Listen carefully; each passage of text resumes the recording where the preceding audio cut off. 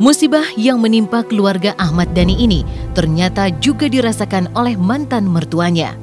Lama tak bersua dengan sang cucu, tiba-tiba saja ia mendengar jika salah satu cucu tercintanya itu mengalami kecelakaan dan hingga kini kondisinya masih belum stabil. Keheranan pun muncul pada benak Hustini Haryono. Mengapa bocah yang masih remaja itu bisa mengendarai mobil di jalan bebas hambatan? Soal kenekatan Akije meluncur kencang di jalan tol yang berbuntut pada sebuah tragedi maut itu, diakui Dhani jika dirinya memang kecolongan. Waktu saya di rumah Bunda itu, Bunda Maya tuh, kenapa anak sekecil gini kok ada mobil ya? Saya juga tidak bisa berkata apa-apa. Ini termasuk dari diasuh ayahnya ya.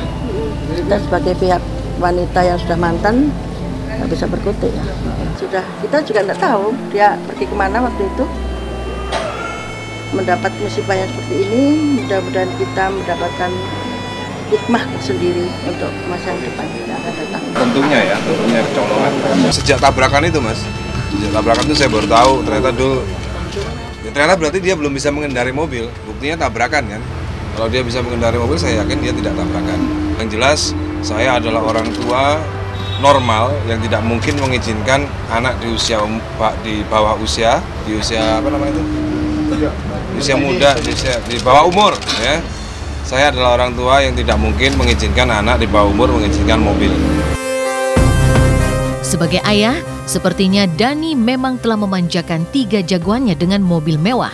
Dibanding 2 kakaknya, hanya Akije yang memperoleh mobil bekas milik kakak tertua. Dhani sendiri juga menjamin jika mobil yang diberikan pada anak-anaknya itu dilengkapi dengan supir pribadi masing-masing. Namun entah mengapa, di malam naas itu Akije tak memanfaatkan jasa supir untuk mengantarnya. Jadi anak saya punya 3 mobil, ya. Anak saya punya 3 mobil. A adalah mobilnya L mobilnya dan Dul mobilnya bekas punya A, dan semuanya memiliki supir pribadi masing-masing. Supir bang? Hah? Kenapa supir? Nah itu yang kita perlu selidiki bersama-sama, ya kan? Kecelakaan maut ini ternyata menyedot perhatian Menpora Roy Suryo dan pebalap nasional Moreno Suprapto dengan mendatangi para korban luka yang hingga kini masih dirawat di Rumah Sakit Melia Cibubur, Jakarta Timur. Saat ini jumlah korban luka yang masih dirawat sebanyak 4 orang dan 1 orang masih berada di ruang ICU. Kehadiran Roy Suryo ini diakui bukan sebagai Menpora, melainkan sebagai pemerhati otomotif.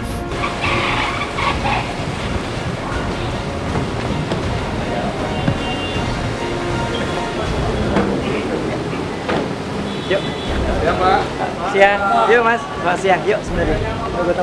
Kita masih merawat 4 orang pasien atas nama Bapak Robi, kemudian Bapak Pardomuan Sinaga, Bapak Pujo Widodo, dengan Bapak Zuheri.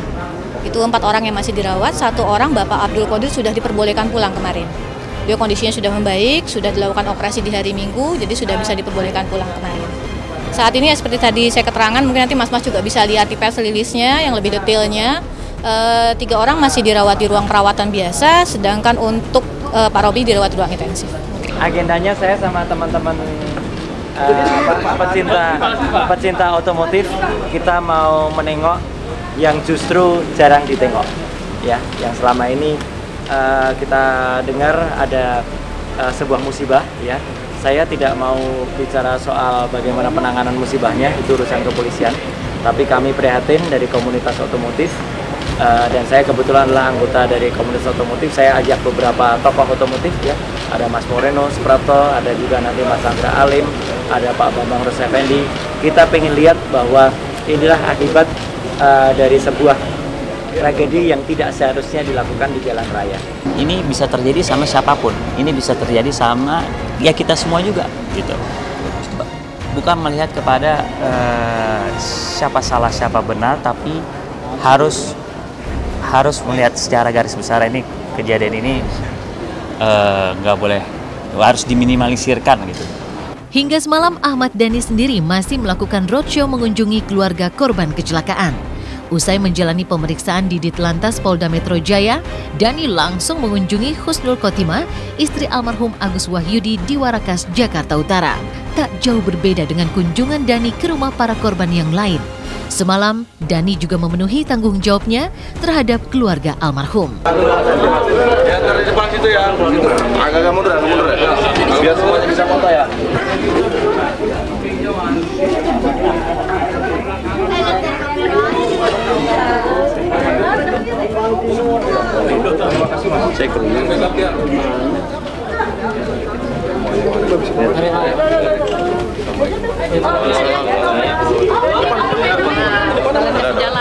Memiliki anak memang sebuah anugerah tak ternilai, tapi anak juga bisa menjadi sebuah ujian.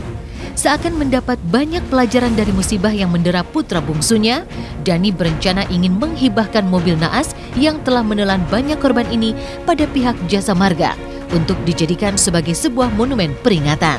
Saya juga akan memberikan bekas rongsokan mobil Dul itu kepada Jasa Marga untuk dijadikan monumen ya. Monumen ditaruh supaya orang setiap lewat tol Jagorawi itu ingat bahwa peristiwa ini sangat tidak boleh dilupakan.